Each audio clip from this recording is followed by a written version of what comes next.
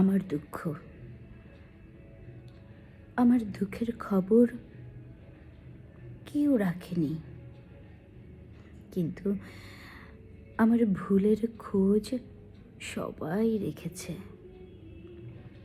আমি কেমন আছি সেই প্রশ্নটা কারো কাছে জরুরি মনে হয়নি।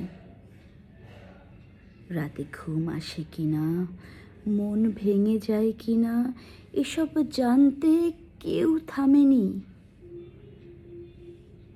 কিন্তু একটা ভুল হলেই সবাই ঠিক মনে রেখেছে, সবাই বিচার করতে দাঁড়িয়ে গেছে।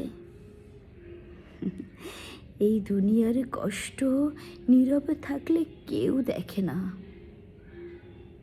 আর ভুল একটু চোখে পড়লেই মানুষ হিসাব রাখতে ভোলে না।